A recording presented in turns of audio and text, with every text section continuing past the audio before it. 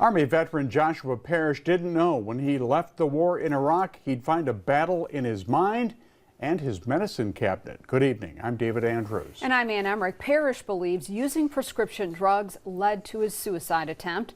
News 10's Janiyah Jordan is here to tell us about a new effort to educate and help save lives. Thanks, Ann and David. Prescription pills are meant to help veterans cope with the injuries they bring home from service, physical and mental. But advocates say medications might do more harm than good. And more needs to be done to examine the link between prescription medications and veteran suicides. Take a look.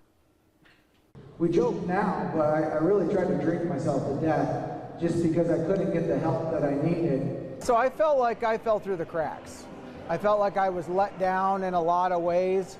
I felt like I was promised a lot of things. Instead of getting the benefits he was promised, Army veteran Joshua Parrish says he was prescribed medications after being diagnosed with ADHD.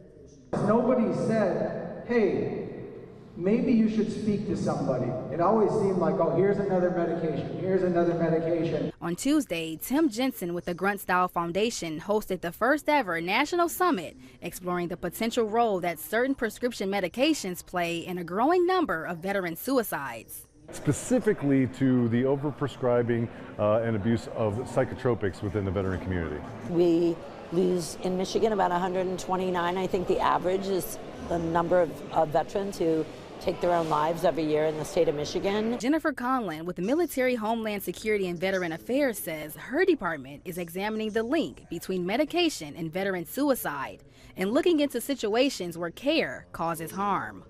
We often prescribe antidepressants that are not necessarily the best way to treat what they're going through and actually can often lead to more addiction around these drugs and end up leading to suicides. And with more than 6,000 veterans having died by suicide nationwide in 2021, advocates hope that today's conversation leads to less prescribed medications and more mental health counselors and resources. Remember to work closely with your medical team before making any big treatment changes. Back to the desk. All right, Janiyah, thank you.